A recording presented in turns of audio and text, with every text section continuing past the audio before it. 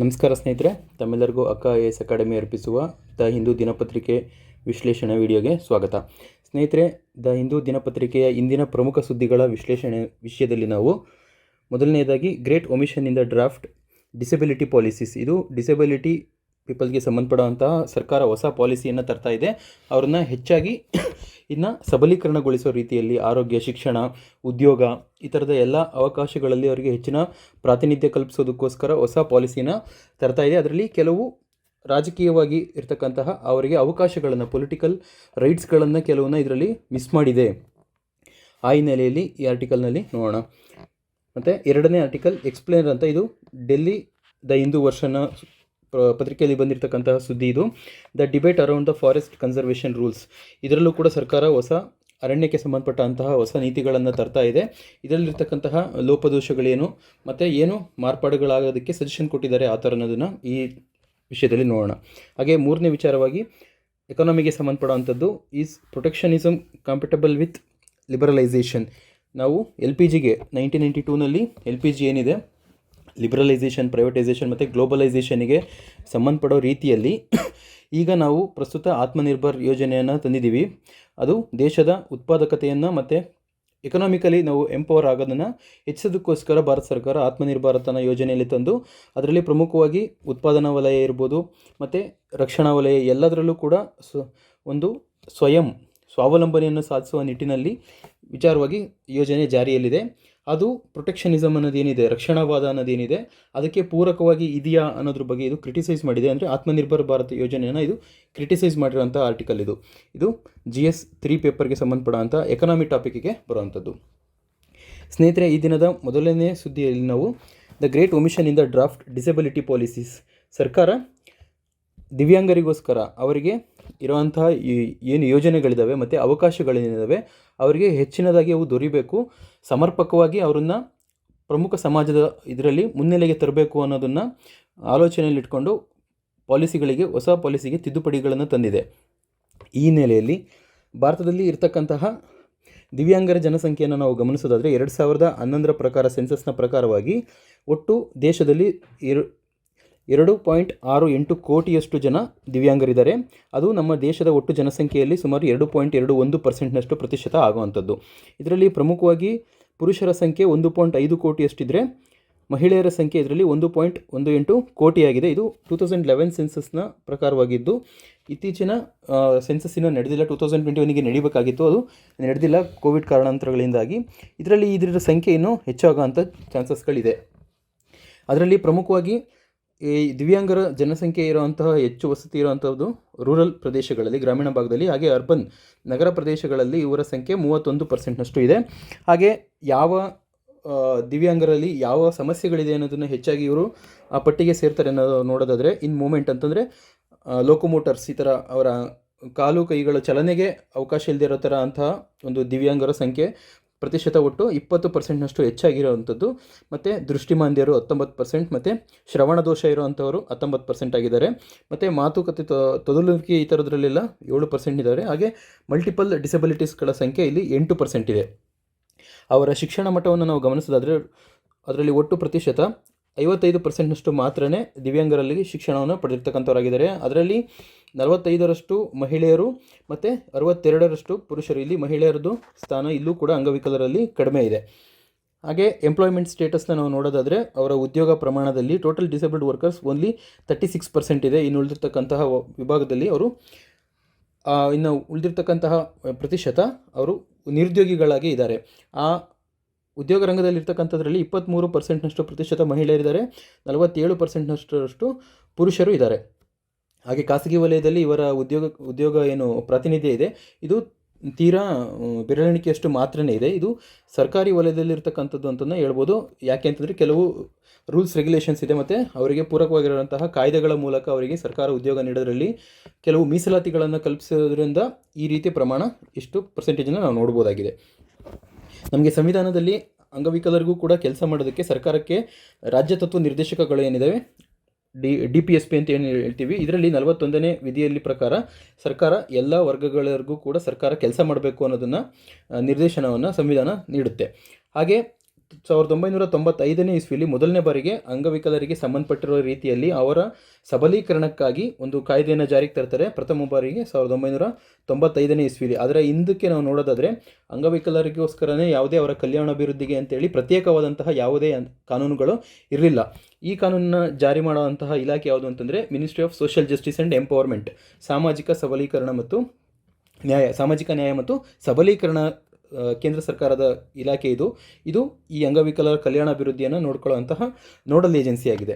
ಹಾಗೆ ಇದಕ್ಕೆ ತಿದ್ದುಪಡಿ ತರೋದ್ರ ಮೂಲಕ 2016ನೇ ಇಸ್ವಿಲಿ ಈ ಆ್ಯಕ್ಟನ್ನು ಮತ್ತೆ ತಿದ್ದುಪಡಿಯಾಗುತ್ತೆ. ಇದರಲ್ಲಿ ಪ್ರಮುಖವಾಗಿ 95ನೇ ಇಸ್ವಿಗೂ ಮತ್ತು 2016ನೇ ಇಸ್ವಿಗೂ ಇರ್ತಕ್ಕಂತಹ ಪ್ರಮುಖ ವ್ಯತ್ಯಾಸಗಳೇನು ಅಂತಂದರೆ 95ನೇ ಇಸ್ವಿಲಿ ಜಾರಿಯಾಗಿದ್ದಂತಹ ಕಾನೂನಿನಲ್ಲಿ ಕೇವಲ 7 ವರ್ಗಗಳನ್ನು ಮಾತ್ರ ಅಂಗವಿಕಲ ಗುಂಪಿಗೆ ಸೇರಿಸುವಂಥ ಅದಕ್ಕೆ ಅವಕಾಶವನ್ನು ಕಲ್ಪಿಸಿಕೊಡಲಾಗಿತ್ತು. ಹಾಗೆ 2016ರಲ್ಲಿ 7ರಿಂದ 21 ವಿಭಾಗಗಳನ್ನು ಕೂಡ 21 ರೀತಿಯಾದಂತಹ ಅಂಗವೈಕಲ್ಯಗಳನ್ನು ಕೂಡ ನಾವು ಈ ಪಟ್ಟಿಗೆ ಸೇರಿಸ್ಬೋದು. ಇವರನ್ನು ಕೂಡ ನಾವು ಅಂಗವಿಕಲರು ಅಂತ ಪರಿಗಣಿಸಬೇಕು ಅನ್ನೋದನ್ನು ಹೇಳಿದೆ. 21 ಹೊಸ ಲಿಸ್ಟಲ್ಲಿ 7ನ್ನು ಬಿಟ್ಟು ಹೊಸದಾಗಿ ಮಾನಸಿಕ ಸಮಸ್ಯೆ ಇರೋವಂಥವ್ರು ಮತ್ತು ನರದೌರ್ಬಲ್ಯಗಳಿರೋವಂಥವ್ರು, ಈ ಥರದವರು, ನರವಿಜ್ಞಾನಕ್ಕೆ ಸಂಬಂಧಪಡುವಂತಹ ಮಾನಸಿಕ ಕಾಯಿಲೆಗಳಿರ್ಬೋದು, ಅವನ್ನೆಲ್ಲವನ್ನು ಕೂಡ ಮತ್ತು ಹಾಗೆ ಆ್ಯಸಿಡ್ಡಿಂದ ಅಟ್ಯಾಕ್ ಆಗಿ ಒಳಗಾಗಿರೋವಂಥವ್ರು, ಆಸಿಡ್ ದಾಳಿಗಳಿಂದ ತುತ್ತಾಗಿರ್ತಕ್ಕಂತಹ ವಿಕ್ಟಿಮ್ಸ್ಗೂ ಕೂಡ ಇದರಲ್ಲಿ ಈ ಕಾಯ್ದೆಯಲ್ಲಿ ಅವಕಾಶ ಸೇರಿಸಿ ಇವರನ್ನು ಕೂಡ ಹ್ಯಾಂಡಿಕ್ಯಾಪ್ಟ್ ಅಂತೇಳಿ ಕನ್ಸಿಡರ್ ಮಾಡಬೇಕು ಅನ್ನೋದು ಈ ಕಾಯ್ದೆಯ ತಿದ್ದುಪಡಿಯಾಗಿದ್ದಕ್ಕೆ ಪ್ರಮುಖವಾದಂತಹ ಕಾರಣ ಆಗಿದೆ. ಹಾಗೆ ಇದಕ್ಕೆ ಈ ಕಾಯ್ದೆಗೆ ಜಾರಿ ಬರೋದಕ್ಕೆ ಹಲವಾರು ಕಾರಣಗಳು ಅಂತಂದರೆ ಅಂತಾರಾಷ್ಟ್ರೀಯ ಮಟ್ಟದಲ್ಲೂ UN ಕನ್ವೆನ್ಷನಲ್ಲೂ ಕೂಡ ಭಾರತ ಭಾಗವಹಿಸಿದೆ. ಆ ಮೂಲಕ ನಾವು ದೇಶದಲ್ಲಿ ನಾವು ಅಂಗವಿಕಲರಿಗೆ ಹೆಚ್ಚಿನದಾಗಿ ಸೌಲಭ್ಯಗಳನ್ನು ಒದಗಿಸ್ಕೊಡ್ತೀವಿ, ಅವರ ಕಲ್ಯಾಣಾಭಿವೃದ್ಧಿಗೆ ನಾವು ಪೂರಕವಾಗಿ ನೀತಿ ಮತ್ತು ಕಾಯ್ದೆಗಳನ್ನು ತರ್ತೀವಿ ಅನ್ನೋದನ್ನು ವಿಶ್ವಸಂಸ್ಥೆಯ ಮುಂದೆ ಭಾರತ ಬದ್ಧವಾಗಿದೆ. ಅಲ್ಲಿ ವಾಗ್ದಾನ ಮಾಡಿತ್ತು ವಿಶ್ವಸಂಸ್ಥೆಯಲ್ಲೂ ಕೂಡ. ಅದೇ ರೀತಿಯಾಗಿ ಚೈನಾದಲ್ಲಿ ಇಂಚಿಯನ್ ಕಮಿಟ್ಮೆಂಟ್ಸ್ ಅನ್ನೋದಕ್ಕೂ ಭಾರತ ಸಹಿದಾರ ದೇಶ ಆಗಿದೆ, ಅಂದರೆ ಸಿಗ್ನೆಟರಿ ಆಗಿದೆ. ಇದರಲ್ಲಿ ಪ್ರಮುಖವಾಗಿ ಡಿಸೇಬಲ್ ಪೀಪಲ್ಸ್ ಏನಿರ್ತಾರೆ ಇವರಿಗೆ ಅವರ ಹಕ್ಕುಗಳನ್ನು ನಾವು ರಕ್ಷಿಸ್ತೀವಿ. ಇದನ್ನು SDG ಸಸ್ಟೈನಬಲ್ ಡೆವಲಪ್ಮೆಂಟ್ ಗೋಲ್ಸ್ ಏನಿದೆ 2015 ಹಿಡಿದು 2030ವರೆಗೂ ಜಾರಿಯಲ್ಲಿರ್ತಕ್ಕಂತಹ SDG ಏನಿದೆ, ಸುಸ್ಥಿರ ಅಭಿವೃದ್ಧಿಯ ಗುರಿಗಳೇನಿದ್ದಾವೆ ಅವರ ಜೊತೆಗೆ ನಾವು ಇದನ್ನು ಮರ್ಜು ಮಾಡೋ ರೀತಿ ಅದಕ್ಕೆ ಪೂರಕವಾಗಿ ಇವರನ್ನು ಮುಂದಕ್ಕೆ ತೆಗೆದುಕೊಂಡು ಹೋಗ್ತೀವಿ ಅನ್ನೋ ಒಂದು ಇಂಚಿಯನ್ ಕಮಿಟ್ಮೆಂಟ್ಸಿಗೆ ಭಾರತ ಬದ್ಧವಾಗಿದೆ. ಈ ಎಲ್ಲ ಕಾರಣಗಳಿಂದಾಗಿ 2016 ಆ್ಯಕ್ಟ್ನಲ್ಲಿ ಹೊಸ ರೂಪದೊಂದಿಗೆ ಕಾಯ್ದೆಗಳು ಹೆಚ್ಚು ಅವರನ್ನು ಸಬಲೀಕರಣಗೊಳಿಸೋರತ್ತ ಇದು ಹೊಸ ಕಾಯ್ದೆನ ರೂಪ ಪಡೆಯಿತು. The great omission in the draft disability policies, ಈ ಆರ್ಟಿಕಲಲ್ಲಿ ಚರ್ಚೆ ಮಾಡಿರೋ ರೀತಿಯಲ್ಲಿ ಕೆಲವು ಇದು ministry of social justice empowerment ಹೊಸ ನೀತಿಗಳನ್ನು ತರ್ತಾ ಇದೆ. ಇದಕ್ಕೆ ಸಂಬಂಧಪಟ್ಟಿರೋ ರೀತಿಯಲ್ಲಿ ಇದು 2006ನೇ ಇಸ್ವಿಯಲ್ಲಿ ತಂದಿರತಕ್ಕಂತಹ ಪಾಲಿಸೀಸ್ ನೀತಿಗಳೇನಿದೆ, ಈಗ ಕಾಯ್ದೆ ಇರುತ್ತೆ, ಆ ಕಾಯ್ದೆಗೆ ಆಗಾಗ ಬದಲಾವಣೆ ಮಾಡ್ತಾ ಕೆಲವು ರೂಲ್ಸ್ಗಳನ್ನು ಮತ್ತು ನಿಯಮಗಳನ್ನು ತರ್ತಾ ಇರುತ್ತೆ. ಈ ರೂಲ್ಸ್ಗಳನ್ನು ಪಾಲಿಸೀಸ್ ಅಂತ ಕರೀತಾರೆ. ಆ ಒರಿಜಿನಲ್ ಆ್ಯಕ್ಟಿಗೆ ಏನೂ ಇಲ್ಲೂ ತೊಂದರೆ ಆಗಲ್ಲ, ಅದಕ್ಕೆ ಪೂರಕವಾಗಿರೋ ಥರ ನೀತಿಗಳನ್ನು ಸರ್ಕಾರದ ಇಲಾಖೆ ಮಂತ್ರಾಲಯ ರೂಪಿಸ್ತಾ ಹೋಗುತ್ತೆ. ಹಾಗಾಗಿ 2006ನೇ ಇಸ್ವಿಲಿ ಇರ್ತಕ್ಕಂತಹ ಪಾಲಿಸಿನ ಇದು ರೀಪ್ಲೇಸ್ ಮಾಡ್ತಾ ಇದೆ. ಈಗ ಹೊಸ ಬರ್ತಾ ಇರೋವಂತಹ ಪಾಲಿಸಿ ಇದು ಸಾರ್ವಜನಿಕ ವಲಯದಲ್ಲಿ ಈಗ ಹೊಸ ಪಾಲಿಸಿನ ಇಟ್ಟಿದ್ದಾರೆ ಚರ್ಚೆಗೋಸ್ಕರ. ಅದರ ಇನ್ಪುಟ್ಸ್ ಏನು ಸಾರ್ವಜನಿಕ ವಲಯದಿಂದ ಬರುತ್ತೆ ಅದನ್ನು ಮತ್ತೆ ಮರುಪರಿಷ್ಕರಣೆ ಮಾಡಿ ಇದಕ್ಕೆ ತಿದ್ದುಪಡಿ ಮಾಡೋವಂಥ ಕಾರ್ಯಕ್ರಮ ಮುಂದೆ ಮಾಡ್ತಾರೆ. ಇದರಲ್ಲಿ ಪ್ರಮುಖವಾಗಿ 2006ನೇ ಪಾಲಿಸೀಸ್ ಪೂರಕವಾಗಿ ಆಗಿರ್ತಕ್ಕಂಥದ್ರಲ್ಲಿ ನಾವು ಇನ್ಶೂರೆನ್ಸ್ ಸ್ಟ್ರಾಟಜಿನ ಸೇರಿಸಿರಲಿಲ್ಲ. ಮತ್ತು Asian Pacific ಡಿಕೇಟ್ಸ್ persons with disabilities ಅಂತಾರಾಷ್ಟ್ರೀಯ ಮಟ್ಟದಲ್ಲಿ ಆಗಿರ್ತಕ್ಕಂತಹ ಒಪ್ಪಂದಗಳೇನಿರುತ್ತೆ ಭಾರತಕ್ಕೆ ಅದಕ್ಕೆ ಪೂರಕವಾಗಿ ಸೇರಿಸೋ ಉದ್ದೇಶದಿಂದ ಈಗ 2006ನೇ ನೀತಿ ನಿಯಮಗಳಿಗೆ ಈಗ ತಿದ್ದುಪಡಿ ತರ್ತಾ ಇದೆ. ಈ ಇನ್ಶೂರೆನ್ಸ್ ಸ್ಟ್ರಾಟಜಿ ಬಗ್ಗೆ ನಾವು ನೋಡೋದಾದರೆ ಇದನ್ನು ಪ್ರಪೋಸ್ ಮಾಡಿದಂಥದ್ದು United Nation Economic and Social Commission for Asia and Pacific. ಇದೊಂದು ಯುನೈಟೆಡ್ ನೇಷನ್ಸ್ನ ಒಂದು ಡೆವಲಪ್ಮೆಂಟ್ ಆರ್ಮ್, ಇದು UNESAP ಅಂತ ಕರೀಬೋದು ಶಾರ್ಟ್ ಫಾರ್ಮಲ್ಲಿ. ಇದರ ಪ್ರಮುಖವಾದಂಥ ಕೆಲಸ ಏನು ಅಂತಂದರೆ ರೀಜನಲ್ ಡೆವಲಪ್ಮೆಂಟ್, ಇದು ಪ್ರಾದೇಶಿಕವಾಗಿ ಅಭಿವೃದ್ಧಿ ಆಗೋದಕ್ಕೆ ಇದು ಸಹಾಯ ಮಾಡುವಂಥ ಒಂದು ವಿಶ್ವಸಂಸ್ಥೆಯ ಒಂದು ಉಪಸಂಸ್ಥೆಯಾಗಿ ಕಾರ್ಯನಿರ್ವಹಿಸುತ್ತೆ. ಇದರ ಪ್ರಮುಖ ಕಚೇರಿ ಥೈಲ್ಯಾಂಡ್, ಕೇಂದ್ರ ಕಚೇರಿ ಇರ್ತಕ್ಕಂಥದ್ದು ಥೈಲ್ಯಾಂಡ್ ಬ್ಯಾಂಕಾಕ್ ದೇಶದಲ್ಲಿರುವಂಥದ್ದು. ಇದು ಸ್ಥಾಪನೆ ಆದಂಥ ವರ್ಷ 1947, ನಮಗೆ ಸ್ವತಂತ್ರ ಬಂದ ವರ್ಷನೇ ಕೂಡ ಇದು ಕೂಡ ಕಾರ್ಯಾರಂಭ ಶುರುವಾಗುತ್ತೆ. ಮತ್ತು ಇದು ಒಟ್ಟು ಜನಸಂಖ್ಯೆ ಎಷ್ಟು ವ್ಯಾಪ್ತಿಯಲ್ಲಿ ಕೆಲಸ ಮಾಡುತ್ತೆ ಅನ್ನೋದಾದರೆ ಇದು ಸುಮಾರು ಇದು ಪಶ್ಚಿಮ ಭಾಗದಲ್ಲಿರ್ತಕ್ಕಂತಹ ಟರ್ಕಿಯಿಂದ ಹಿಡಿದು ಪೂರ್ವ ಭಾಗದಲ್ಲಿರ್ತಕ್ಕಂತಹ ಕಿರಿಬ್ಯಾಟಿ ಐಲ್ಯಾಂಡ್ಸ್ ಅನ್ನೋ ದ್ವೀಪ ರಾಷ್ಟ್ರದವರೆಗೂ ಮತ್ತು ಉತ್ತರದಲ್ಲಿ ರಷ್ಯಾದಿಂದ ಹಿಡಿದು ದಕ್ಷಿಣದ ನ್ಯೂಜಿಲೆಂಡ್ ಒಳಗೆ ಬರ್ತಕ್ಕಂತಹ ಎಲ್ಲ ದೇಶಗಳ ಒಂದು ಇದರ ಕಾರ್ಯವಲಯ ಆಗಿದೆ. ಇಷ್ಟು ಭಾಗದಲ್ಲಿ ಇದು ಕೆಲಸ ಮಾಡೋದಕ್ಕೆ ಇದಕ್ಕೆ ಅವಕಾಶ ಕೊಟ್ಟಿದ್ದಾರೆ.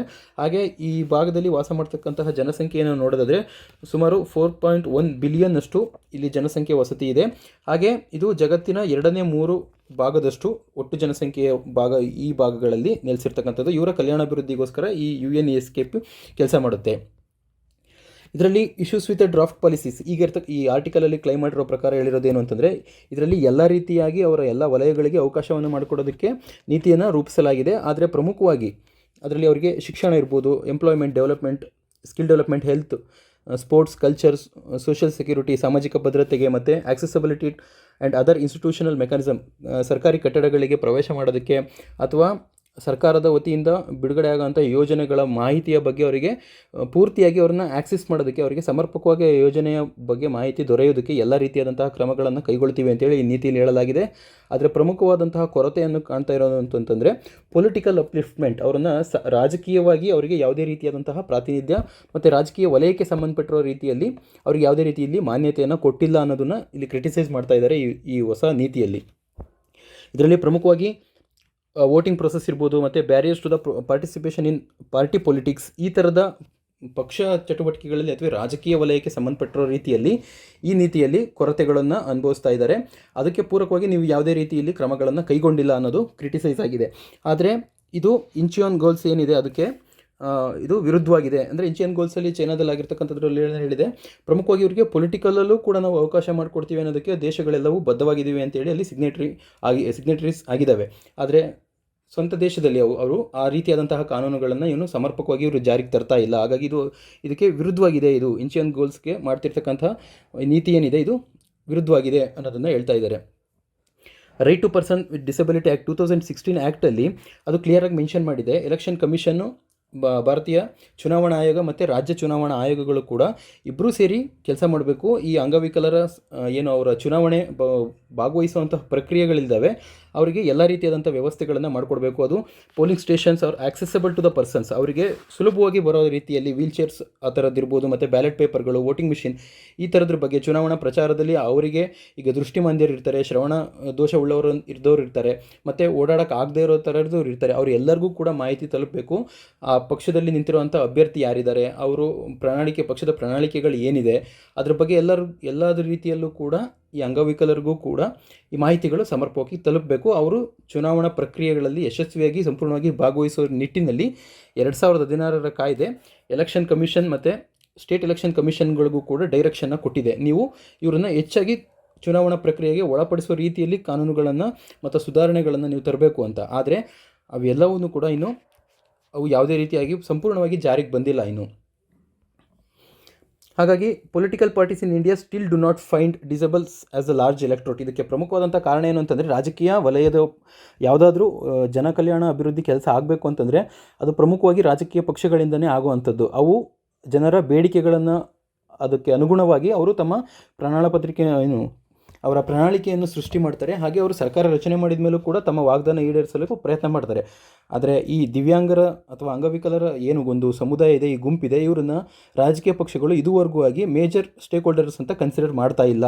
ಹಾಗಾಗಿ ಅವ್ರನ್ನ ಪ್ರಮುಖ ನಮ್ಮ ಪಾಲುದಾರರು ಅಂತವರು ಅದನ್ನು ಕನ್ಸಿಡರ್ ಮಾಡದೇ ಇಲ್ದಿರೋ ಕಾರಣದಿಂದಾಗಿ ಅವ್ರನ್ನ ತೀರಾ ಸಮಾಜ ಅಂಚಿನಲ್ಲಿ ಇಟ್ಟಿದೆ, ಅಥವಾ ರಾಜಕೀಯ ವಲಯ ಅವ್ರನ್ನ ಅಂಚಿನಲ್ಲಿ ಇಟ್ಟಿದೆ. ಹಾಗಾಗಿ ಅವರಿಗೆ ಸೂಕ್ತವಾದಂತಹ ಪ್ರಾತಿನಿಧ್ಯವನ್ನು ರಾಜಕೀಯ ಪಕ್ಷಗಳು ಕೊಡ್ತಾ ಇಲ್ಲ.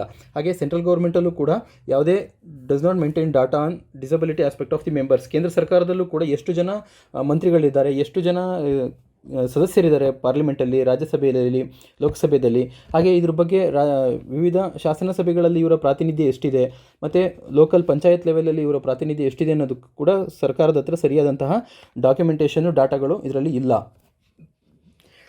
ಹಾಗೆ ಇದಕ್ಕೆ ಒಂದು ಕೇಸ್ ಸ್ಟಡೀಸ್ನ ನೋಡೋದಾದರೆ ನಾವು ಛತ್ತೀಸ್ಗಢ ರಾಜ್ಯದಲ್ಲಿ ಒಂದು ಧನಾತ್ಮಕವಾದಂತಹ ಬದಲಾವಣೆಯನ್ನು ತಂದಿದ್ದಾರೆ. ಅವರು ನಾಮಿನೇಟ್ ಮಾಡೋವಂಥದ್ದು ಒಬ್ಬ ದಿವ್ಯಾಂಗರನ್ನು ಚುನಾವಣೆಗೆ ನಿಲ್ಲಿಸೋದಕ್ಕೂ ಕೂಡ ಅವಕಾಶವನ್ನು ಮಾಡಿಕೊಟ್ಟಿದ್ದಾರೆ ಅವರ ಸ್ಟೇಟ್ ಎಲೆಕ್ಷನ್ ಕಮಿಷನ್ ವತಿಯಿಂದ. ಆ ಸ್ಥಳೀಯ ಏನು ಪಂಚಾಯಿತಿಗಳಲ್ಲಿ ಇರ್ತಾವಲ್ಲ, ಸ್ಥಳೀಯವಾಗಿ ಅವರು ಚುನಾವಣೆಗೆ ನಿಂತು ಅವರು ಯಾರು ಸೋತೋದ್ರು ಅಂತಂದ್ರೂ, ಯಾರು ಕೂಡ ಚುನಾಯಿತ ಆಗಲಿಲ್ಲ ಅಂತನ್ನೋ ಪಕ್ಷದಲ್ಲಿ ಅವರನ್ನು ನಾಮಿನೇಟ್ ಮಾಡೋದಕ್ಕೋಸ್ಕರನೂ ಕೂಡ ಒಂದು ಸ್ಥಾನವನ್ನು ಪ್ರತಿ ಪಂಚಾಯತ್ ಮಟ್ಟದಲ್ಲೂ ಛತ್ತೀಸ್ಗಢ ರಾಜ್ಯ ಮೀಸಲಿಟ್ಟಿದೆ. ಇದ್ರ ಮೂಲಕ ಅವ್ರನ್ನ ಹೆಚ್ಚಾಗಿ ರಾಜಕೀಯದ ಒಳಗೆ ತರುವಂತಹ ಪ್ರಯತ್ನಕ್ಕೆ ಛತ್ತೀಸ್ಗಢ ಒಂದು ಬೆಸ್ಟ್ ಎಕ್ಸಾಂಪಲ್ ಆಗಿದೆ.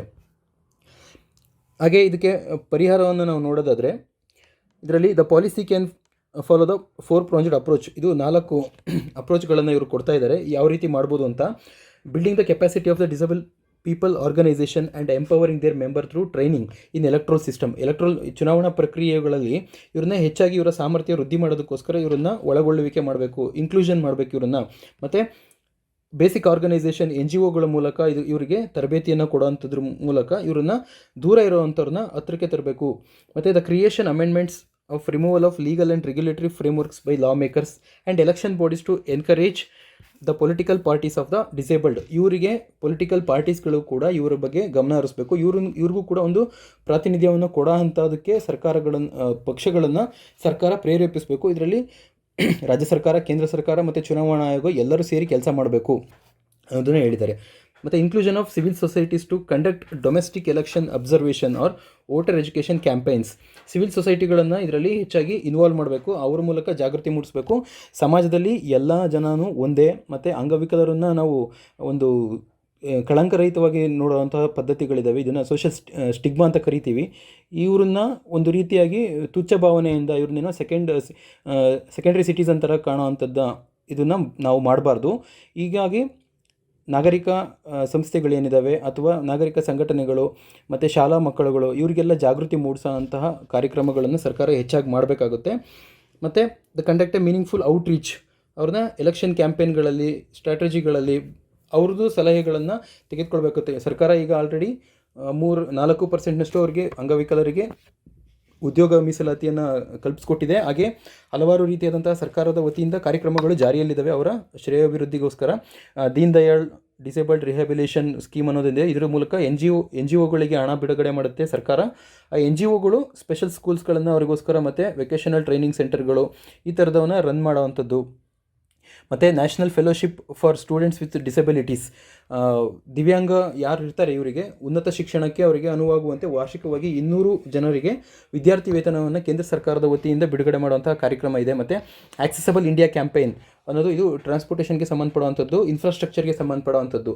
ಕೆಲವು ಸರ್ಕಾರಿ ಕಚೇರಿಗಳಿಗೆ, ಶಾಲೆಗಳಿಗೆ ಹೋಗದೇ ಇರೋದಕ್ಕೆ ಅಲ್ಲಿ ಅವ್ರಿಗೆ ಆಗದೇ ಇರೋವಂಥ ರೀತಿಯಲ್ಲಿರುತ್ತೆ. ಈಗ ಅವರಿಗೆ ವೀಲ್ ಚೇರ್ಗಳ ವ್ಯವಸ್ಥೆ ಆಗುವಂಥದ್ದು, ಅವರಿಗೆ ಬ್ರೈಲ್ ಲಿಪಿ ಅಂತ ಏನಿರುತ್ತೆ ಅದ್ರ ಮೂಲಕ ಮಾಹಿತಿ ಕೊಡುವಂಥದ್ದು ವ್ಯವಸ್ಥೆನ ಸರ್ಕಾರ ಆಕ್ಸೆಸಬಲ್ ಇಂಡಿಯಾ ಕ್ಯಾಂಪೇನ್ ಮೂಲಕ ಯಶಸ್ವಿಯಾಗಿ ಮಾಡ್ತಾ ಇದೆ. ಆದರೆ ಇದಕ್ಕಿಂತ ಹೆಚ್ಚಾಗಿ ನಾವು ಸಮಾಜದಿಂದ ದೂರ ಇಡದೇನೆ ಅವರನ್ನು ನಮ್ಮ ಸಮಾಜದ ಒಳಗೆ ಮುಖ್ಯ ವಾಹಿನಿಗೆ ತರುವಂತಹ ಪ್ರಯತ್ನಕ್ಕೆ ಕೇವಲ ಸರ್ಕಾರ ಮಾಡಿದರೆ ಸಾಕಾಗಲ್ಲ. ಅದ್ರ ಜೊತೆಗೆ ಈ ಥರ ನಾಗರಿಕ ಸಂಘಟನೆಗಳು, ಶಾಲಾ ಕಾಲೇಜುಗಳು ಈ ಎಲ್ಲ ವಲಯದಿಂದಲೂ ಸೇರಿ ಇವರಿಗೆ ಪ್ರೋತ್ಸಾಹ ನೀಡೋದ್ರ ಮೂಲಕ ಅವರನ್ನು ಹೆಚ್ಚಾಗಿ ನಾವು ಸಮಾಜದ ಒಳಗೊಳ್ಳುವಿಕೆಗೆ ಅವರನ್ನು ಹೆಚ್ಚಿನದಾಗಿ ಮಾಡ್ಬೋದಾಗಿದೆ. ಇದ್ರ ಮೂಲಕ ನಾವು ಅವ್ರನ್ನ ಸಬಲೀಕರಣ ಮಾಡೋದಕ್ಕೆ ಸಾಧ್ಯ ಆಗುತ್ತೆ. ಹಾಗೆ 2ನೇ ಆರ್ಟಿಕಲ್ ಇವತ್ತಿಂದು debate around the forest conservation rules. ಇದು ಫಾರೆಸ್ಟ್ ವಿಷಯಕ್ಕೆ ಸಂಬಂಧಪಡುವಂಥದ್ದು. ಇದು ಎನ್ವಿರಾನ್ಮೆಂಟ್ಗೆ ಸಂಬಂಧಪಡುತ್ತೆ. ಹಾಗೆ GS2 ಪೇಪರ್ಸ್ಗೆ ಪಾಲಿಸೀಸ್, ಇದಕ್ಕೆ ನೀತಿ ರೂಪಕಗಳನ್ನೇನು ಸರ್ಕಾರ ಮಾಡುತ್ತೆ ಇದಕ್ಕೆ ಸಂಬಂಧಪಡುವಂಥದ್ದು. ಇದರ ಪ್ರಮುಖವಾದಂತಹ ಚರ್ಚೆಯ ವಿಷಯ ಏನು ಅಂತಂದರೆ 2015 ನಾವು ಪ್ಯಾರಿಸ್ ಅಗ್ರಿಮೆಂಟನ್ನು ನೋಡಿದ್ವಿ. ಹಾಗೆ ಕಳೆದ ವರ್ಷ ನಾವು ಪ್ರಧಾನಿ ಮೋದಿಯವರು ಗ್ಲಾಸ್ಗೋ COP ಮೀಟಿಂಗ್ನಲ್ಲೂ ಕೂಡ ಮಾತಾಡಿದರು. ಭಾರತ 2070ನೇ ಇಸ್ವಿಯಷ್ಟೊತ್ತಿಗೆ ನಾವು ಶೂನ್ಯ ಉತ್ಸರ್ಜನೆಗೆ ಹೋಗ್ತೀವಿ, ಅಂದರೆ 0 ಎಮಿಷನ್ನಿಗೆ ನಾವು ಹೋಗ್ತೀವಿ ಅಂತ. ಹಾಗಾಗಿ ಮತ್ತು ಅದ್ರ ಜೊತೆಯಲ್ಲಿ 5 ಗೋಲ್ಸ್ಗಳನ್ನು ಅವರು ಡಿಕ್ಲೇರ್ ಮಾಡಿದರು, ನಾವು ಇದನ್ನು ಸಾಧಿಸ್ತೀವಿ ಅಂತೇಳಿ. ಅದರಲ್ಲಿ ಮೊದಲನೇದು India will increase its non fossil energy capacity to 500 GW by 2030. 2030ನೇ ಇಸ್ವಿಗೆ ನಾವು ಪಳೆಯುಳಿಕೆ ಇಂಧನ ಅಲ್ಲದೇ ಅದರಿಂದ ಹೊರತಾಗಿ ನಾವು ಎನರ್ಜಿಯನ್ನು ಉತ್ಪಾದಿಸ್ತೀವಿ, ಶಕ್ತಿ ಉತ್ಪಾದನೆಯನ್ನು 500 GW ಸಾಧಿಸ್ತೀವಿ. ಇದನ್ನು 2030ನೇ ಇಷ್ಟೊತ್ತಿಗೆ ನಾವು ರೀಚ್ ಆಗ್ತೀವಿ ಅನ್ನೋದನ್ನು ಹೇಳಿದರು. ಹಾಗೆ 2ನೇ ಇದರಲ್ಲಿ ಡಿಕ್ಲರೇಷನಲ್ಲಿ India will meet 50% of its energy requirement by renewable energy by 2030. ನಾವು ರಿನ್ಯೂವಬಲ್ ಎನರ್ಜಿ ಸೋರ್ಸ್ ಏನಿದೆ ಇದನ್ನು ಅದ್ರ ಮೂಲಕ ನಾವು ಶಕ್ತಿ ಉತ್ಪಾದನೆಯನ್ನು ಸುಮಾರು ನಮ್ಮ ಒಟ್ಟು ಡಿಮ್ಯಾಂಡ್ ಏನಿದೆ ಅದರ 50%ನಷ್ಟು ಡಿಮ್ಯಾಂಡನ್ನು ನಾವು ರಿನ್ಯೂವಬಲ್ ಎನರ್ಜಿ ಮೂಲಕನೇ ನಾವು ಸಾಧಿಸ್ತೀವಿ ಅನ್ನೋದನ್ನು ಹೇಳಿದರು. ಹಾಗೆ India will reduce total projected carbon emission by 1 billion tons. 1 ಬಿಲಿಯನ್ನಷ್ಟು ಏನು ಕಾರ್ಬನ್ನ ಉತ್ಪಾದನೆ ಮಾಡ್ತಾ ಇದ್ದೀವಿ ಅದನ್ನು ನಾವು ಕಟ್ ಆಫ್ ಮಾಡ್ತೀವಿ. ಇದಕ್ಕೆ 2005 ನಾವು ಬೇಸ್ ಇಯರ್ ಆಗಿ ಇಟ್ಕೊಂಡು ಇಷ್ಟನ್ನು ಕಟ್ ಆಫ್ ಮಾಡ್ತೀವಿ ಅಂತ ಹೇಳಿದರು. ಮತ್ತು reduce the carbon intensity of economy by 45% 35% ಅಷ್ಟೊತ್ತಿಗೆ ನಾವು ಕಡಿಮೆ ಮಾಡ್ತೀವಿ ಕಾರ್ಬನ್ ಇಂಟೆನ್ಸಿಟಿನ ಅನ್ನೋದನ್ನು ಹೇಳಿದರು. ಹಾಗೆ 2070ನೇ ಇಸ್ವಿಗೆ India will achieve the target of net zero, ಶೂನ್ಯ ಉತ್ಸರ್ಜನೆ ನಾವು 2070ನೇ ಇಸ್ವಿಗೆ ನಾವು ಮುಟ್ತೀವಿ ಅಂತ ಹೇಳಿದರು. ಮುಂದುವರಿದ ದೇಶಗಳು ಇದನ್ನು 2030ಕ್ಕೆ ಅಂತ ಇಟ್ಟಿದ್ದ ಯುರೋಪಿಯನ್ ದೇಶಗಳು, ಕೆಲವು ದೇಶಗಳು 2050, ಹಾಗೆ ನಮ್ಮದು 2070ನೇ ಇಸ್ವಿಗೆ ನಾವು ಝೀರೋ ಎಮಿಷನ್ನ ಟಾರ್ಗೆಟ್ ಮಾಡಿ ಇಟ್ಟಿದ್ದೀವಿ. ಇದರಲ್ಲಿರ್ತಕ್ಕಂಥ ಪ್ರಮುಖವಾದಂಥ ಚರ್ಚೆ ಏನು ಅಂತಂದರೆ, ಆರ್ಟಿಕಲ್ನಲ್ಲಿ ಫಾರೆಸ್ಟ್ ಕನ್ಸರ್ವೇಷನ್ ರೂಲ್ಸ್ನ ಹೊಸದಾಗಿ ತರ್ತಾ ಇದೆ. ಫಾರೆಸ್ಟ್ ಕನ್ಸರ್ವೇಷನ್ ಆ್ಯಕ್ಟ್ ಏನಿದೆ 1980ನೇ ಇಸ್ವಿಗೆ, ಅದಕ್ಕೆ ಪೂರಕವಾಗಿರ್ತಕ್ಕಂಥ ರೂಲ್ಸ್ಗಳನ್ನು ತರ್ತಾ ಇದ್ದೀವಿ. ಇದರಲ್ಲಿ ಪ್ರಮುಖವಾಗಿ forest land to be diverted, ಅರಣ್ಯ ಒಂದು ಜಾಗದಲ್ಲಿ ಇರುತ್ತೆ, ಯಾವುದಾದ್ರೂ ರಾಜ್ಯದಲ್ಲಿ ಒಂದು ಪ್ರಾಜೆಕ್ಟ್ ಬರ್ತಾ ಇದೆ, ಖಾಸಗಿ ಕಂಪ್ನಿ ಪ್ರಾಜೆಕ್ಟ್ ಬರ್ತಾ ಇದೆ ಅಂತಂದರೆ ಅವರು ಅರಣ್ಯ ಭಾಗದಲ್ಲಿ ಈ ಪ್ರಾಜೆಕ್ಟ್ನ ಡೆವಲಪ್ ಮಾಡೋದಕ್ಕೆ ಅವರು ಆಸಕ್ತಿನ ತೋರಿಸ್ಬೋದು. ಅಂಥ ಸಂದರ್ಭದಲ್ಲಿ ಆ ಕಾಡನ್ನು ಏನು ಅವ್ರಿಗೆ ಡೆವಲಪ್ಮೆಂಟಿಗೆ ಅಂತ ಅಥವಾ ಅವರ ಇನ್ಫ್ರಾಸ್ಟ್ರಕ್ಚರ್ಗೆ ಅಂತ ಬಿಟ್ಕೊಡುತ್ತಲ್ಲ ಸರ್ಕಾರ, ಆ ಸರ್ಕಾರನ forest land to be diverted for non forestry ಯೂಸ್ಗೆ, ಅರಣ್ಯೇತರ ಉದ್ದೇಶಕ್ಕೋಸ್ಕರ ಆ ಭಾಗವನ್ನು ಬಳಸೋದಕ್ಕೆ ಅವರು ಒಪ್ಪಿದ್ರು ಅಂತಂದರೆ, ಉದಾಹರಣೆಗೆ road construction, highway development, railway lines, mining, ಈ ಥರದ ಇನ್ಫ್ರಾಸ್ಟ್ರಕ್ಚರ್ ಪ್ರಾಜೆಕ್ಟಿಗೆ ಸಂಬಂಧಪಟ್ಟಾಗ ಅದು 5 ಎಕರೆಗಿಂತ ಹೆಚ್ಚಾಗಿದ್ದಂಥ ಸಂದರ್ಭದಲ್ಲಿ ಇದರ ಅನುಮೋದನೆಯನ್ನು, ಇದಕ್ಕೆ ಒಪ್ಪಿಗೆಯನ್ನು ಯಾರು ಕೊಡಬೇಕು ಅಂತಂದರೆ ಕೇಂದ್ರ ಸರ್ಕಾರ ಕೊಡಬೇಕು. ಕೇಂದ್ರ ಸರ್ಕಾರದಲ್ಲಿ ಒಂದು ಸ್ಪೆಷಲ್ ಆದಂಥ ಒಂದು ಕಮಿಟಿ ಇರುತ್ತೆ, ಒಂದು ಸಮಿತಿ ಇರುತ್ತೆ. ಇದನ್ನು ಫಾರೆಸ್ಟ್ ಅಡ್ವೈಸರಿ ಕಮಿಟಿ ಅಂತ ಹೇಳ್ತೀವಿ. ಈ ಕಮಿಟಿಯವರು ಇದನ್ನು ಎಕ್ಸಾಮ್ ಮಾಡಿ, ಅಂದರೆ ಮೌಲ್ಯಮಾಪನ ಮಾಡಬೇಕಾಗುತ್ತೆ. ಈ ಪ್ರಾಜೆಕ್ಟ್ ಇಲ್ಲಿಗೆ ಸೂಟಬಲ್ ಆಗುತ್ತೋ ಇಲ್ವೋ, ಇದರಿಂದ ಪ್ರಯೋಜನ ಆಗುತ್ತೋ ಇಲ್ವೋ ಅನ್ನೋದನ್ನು ಅವರು ಚೆಕ್ ಮಾಡಿ, ಅದು ಓಕೆ ಆಗುತ್ತೆ ಅನ್ನೋದಾದರೆ ಅದಕ್ಕೆ ಸೂಕ್ತವಾದಂತಹ ಜಮೀನನ್ನು ಅವರು ಮಂಜೂರು ಮಾಡಬೇಕಾಗುತ್ತೆ. Once FAC approvals also means that future users of the land must provided compensatory and land afforestation. ಆ ಜಾಗದಲ್ಲಿ ಆ ಪ್ರೈವೇಟ್ ಕಂಪ್ನಿ ಇನ್ಸ್ಟಾಲ್ ಮಾಡೋವಂಥ ಯಾವ್ದು ಪ್ರಾಜೆಕ್ಟ್ ಇರುತ್ತೆ ಅದರಿಂದ ಆಬಾದಿತ ಆಗೋವಂಥವ್ರಿಗೆ ಪುನರ್ವಸತಿ ಕಲ್ಪಿಸುವಂಥ ಕೆಲಸವನ್ನು ಕೂಡ ಮಾಡಬೇಕಾಗುತ್ತೆ. ಮತ್ತು ಆ ಜಾಗದಲ್ಲಿರ್ತಕ್ಕಂಥ ಈಗಾಗಲೇ ಮರಗಿಡಗಳಿರ್ಬೋದು, ಅದಕ್ಕೂ ಕೂಡ ಬೆಲೆಯನ್ನು ಕಟ್ಟಿ ಅವರು ಹಣವನ್ನು ಸಂದಾಯ ಮಾಡಬೇಕಾಗುತ್ತೆ. ಅದನ್ನು ನೆಟ್ ಪ್ರೆಸೆಂಟ್ ವ್ಯಾಲ್ಯೂ ಅಂತ ಕರಿತೀವಿ. ಈಗ ಅದನ್ನು 1 ಎಕರೆಗೆ 10 ರಿಂದ 15 ಲಕ್ಷ ರೂಪಾಯಿಗಳನ್ನು ಅದು ನಿಗದಿಗೊಳಿಸಿದೆ. ಒಂದು ಸರಿ ಈ FAC ಫಾರೆಸ್ಟ್ ಅಡ್ವೈಸರಿ ಕಮಿಟಿ ಏನಾದರೂ ಇದಕ್ಕೆ ಅಪ್ರೂವ್ ಕೊಡ್ತು ಅಂತಂದರೆ, ಅದಾದ ನಂತರ ಅದನ್ನು ಸ್ಟೇಟ್ ಗೌರ್ಮೆಂಟ್ಗಳಿಗೆ ಇದು ನಿರ್ದೇಶನವನ್ನು ಕೊಡುತ್ತೆ. ಅವರಿಗೆ ನೀವು ಸೂಕ್ತವಾದಂಥ ವ್ಯವಸ್ಥೆ ಮಾಡಿಕೊಡ್ಬೇಕು ಅಂತೇಳಿ ರಾಜ್ಯ ಸರ್ಕಾರಗಳಿಗೆ ಇದು ನಿರ್ದೇಶನವನ್ನು ಕೊಡುತ್ತೆ. ಅದಾದ ನಂತರ ರಾಜ್ಯ ಸರ್ಕಾರ ಆ ಕಂಪನಿಗಳಿಗೆ ಅಥವಾ ಇನ್ಫ್ರಾಸ್ಟ್ರಕ್ಚರ್ ಡೆವಲಪ್ ಮಾಡೋದಕ್ಕೆ ಬಂದಿರತಕ್ಕಂತಹ ಖಾಸಗಿ ಕ್ಷೇತ್ರದ ವ್ಯಕ್ತಿಗಳಿಗೆ ಇಲ್ಲಿ ಸರ್ಕಾರ ಎಲ್ಲ ರೀತಿಯಾದಂತಹ ಸೌಲಭ್ಯಗಳನ್ನು ಮಾಡಿಕೊಡ್ಬೇಕಾಗುತ್ತೆ. ಆ ಖಾಸಗಿ ವ್ಯಕ್ತಿಗಳು ರಾಜ್ಯ ಸರ್ಕಾರಕ್ಕೆ ಈ ಹಣವನ್ನು ಅವರು ಕಟ್ಟಬೇಕಾಗುತ್ತೆ. ಯಾವುದು ಇದು ಈ ಕಾಂಪನ್ಸೇಟರಿ ಇರ್ಬೋದು, ಮತ್ತು ನೆಟ್ ಪ್ರೆಸೆಂಟ್ ವ್ಯಾಲ್ಯೂ, ಮತ್ತು ಅಫಾರೆಸ್ಟೇಷನ್ಗೆ ಕೊಡೋಂಥದ್ದು, ಬೇರೆ ಕಡೆ ಅರಣ್ಯೀಕರಣ ಮಾಡೋದಕ್ಕೆ.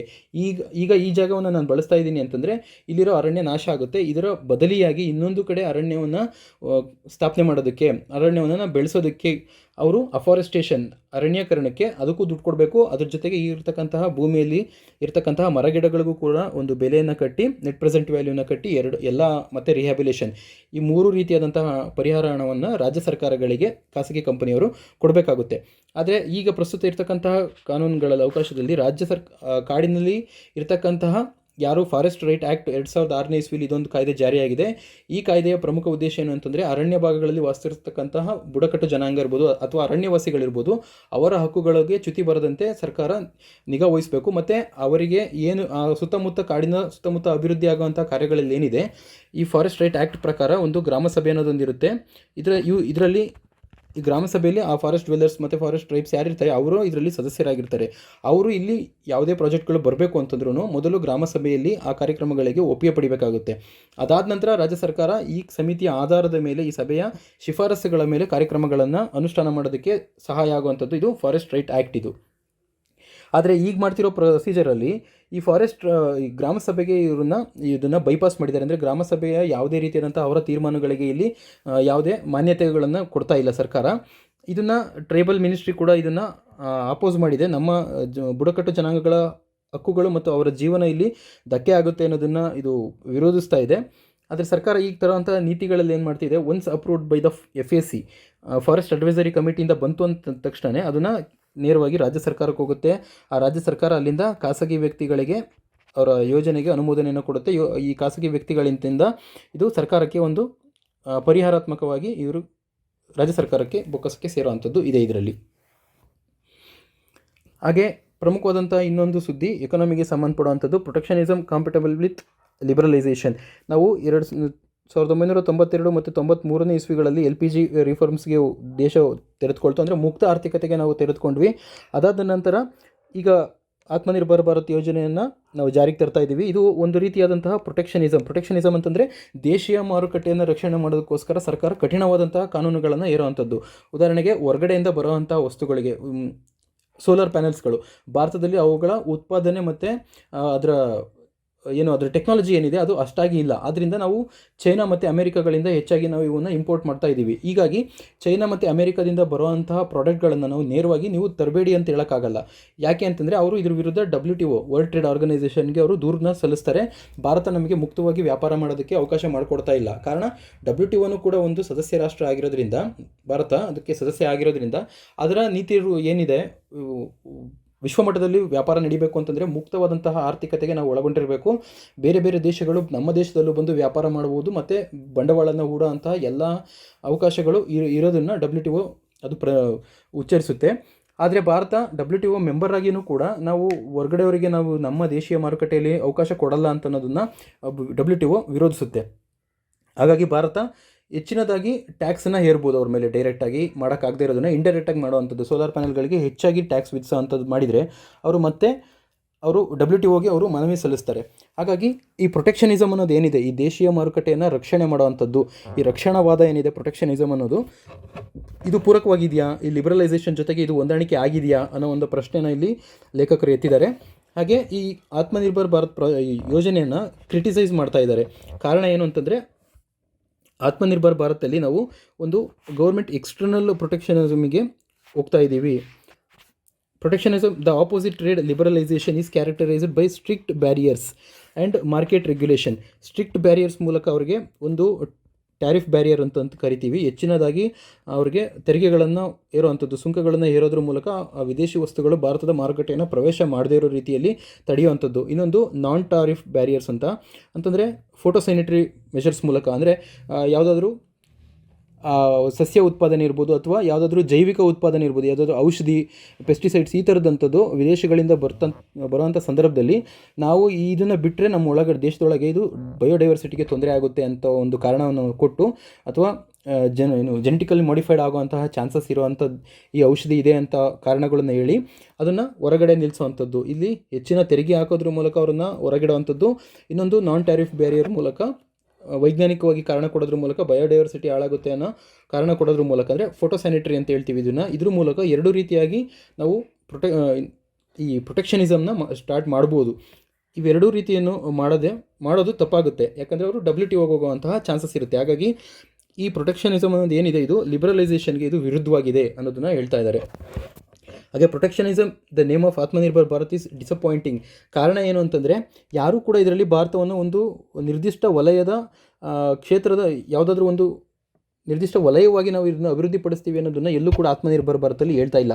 ಉದಾಹರಣೆಗೆ ಚೈನಾ ಉತ್ಪಾದಕತೆಯಲ್ಲಿ ಅದು ಪ್ರಮುಖ ಸ್ಥಾನವನ್ನು ಪಡೆಯುತ್ತೆ. ಹಾಗೆ artificial intelligence, drone technology Israel, America ಈ ಥರದ ಸ್ಥಾನಗಳಿದೆ. ಹಾಗೆ ಡಿಫೆನ್ಸ್ ಟೆಕ್ನಾಲಜಿಗಳಲ್ಲೂ ಕೂಡ ಅಮೆರಿಕ, ರಷ್ಯಾ ಈ ಥರದ ಒಂದೊಂದು ದೇಶಗಳಿಗೆ ತನ್ನದೇ ಆದಂತಹ ಒಂದು ವಲಯದಲ್ಲಿ ಅದು ನಾಯಕತ್ವವನ್ನು ಹೊಂದಿರುವಂಥದ್ದು. ಆ ಕ್ಷೇತ್ರಗಳಲ್ಲಿ ಅವು ಹೆಚ್ಚಿನದಾಗಿ ಅಭಿವೃದ್ಧಿಯನ್ನು ಸಾಧಿಸಿರತಕ್ಕಂಥದ್ದು.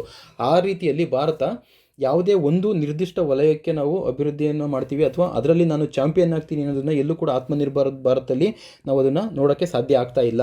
ಹಾಗಾಗಿ ಭಾರತ ಎಲ್ಲ ವಲಯಗಳಿಗೂ ಪ್ರೋತ್ಸಾಹ ಕೊಡ್ತೀನಿ ಅಂತ ಹೋಗಿ ನಾವು ಟ್ರೇಡ್ ಬ್ಯಾರಿಯರ್ನ ಕ್ರಿಯೇಟ್ ಮಾಡ್ತಾ ಇದ್ದೀವಿ. ನಾವು ಪ್ರೊಟೆಕ್ಷನಿಸಮ್ಗೆ ಹೆಚ್ಚಾಗಿ ಹೋಗ್ತಾ ಇದ್ದೀವಿ. ಗ್ಲೋಬಲೈಸೇಷನಿಂದ ನಾವು ದೂರ ಸರಿತಾ ಇದ್ದೀವಿ ಅನ್ನೋ ಒಂದು ಆತಂಕನ ಲೇಖಕರು ವ್ಯಕ್ತಪಡಿಸ್ತಾ ಇದ್ದಾರೆ. ಅದೇ ಆತ್ಮನಿರ್ಭರ್ ಭಾರತ ಯೋಜನೆ ಅಡಿಯಲ್ಲಿ ಭಾರತದಲ್ಲಿ ಎಲೆಕ್ಟ್ರಾನಿಕ್ಸ್ಗೆ ಸಂಬಂಧಪಡೋ ರೀತಿಯಲ್ಲಿ ಭಾರತ ಹೆಚ್ಚಾಗಿ ಅವಕಾಶವನ್ನು ಕೊಡ್ತಾ ಇದೆ. PLI ಅನ್ನೋ ಸ್ಕೀಮ್ಗಳಿದೆ, ಪ್ರೊಡಕ್ಷನ್ ಲಿಂಕ್ ಇನ್ಸೆಂಟಿವ್ಸ್ ಅಂತ, ಈ ಉತ್ಪಾದನೆಗೆ ಪೂರಕವಾಗಿರೋಂತಹ ಇದಕ್ಕೆ ಸಹಾಯಧನವನ್ನು ನೀಡುವಂಥ ಯೋಜನೆಗಳು.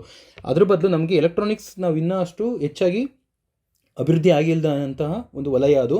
ಅಂದರೆ ನಾವು ಸ್ವಯಂ ನಮ್ಮ ಸ್ವಾವಲಂಬನೆಯಿಂದ ನಾವು ಸಾಧಿಸೋಕ್ಕೆ ಎಲೆಕ್ಟ್ರಾನಿಕ್ಸಲ್ಲಿ ನಾವು ಅಷ್ಟೊಂದಾಗಿ ನಾವು ಮುಂದುವರೆದಿಲ್ಲ. ಉದಾಹರಣೆಗೆ ಈಗ ಸೆಮಿಕಂಡಕ್ಟರ್ಸ್ ಇರ್ಬೋದು, ಚಿಪ್ ಮ್ಯಾನುಫ್ಯಾಕ್ಚರಿಂಗ್ ಇರ್ಬೋದು, ಮತ್ತು ಸೋಲಾರ್ ಪ್ಲೇಟ್ಗಳು, ಈ ರೀತಿಯಾಗಿ ಇರ್ತಕ್ಕಂತಹ ಇನ್ನೂ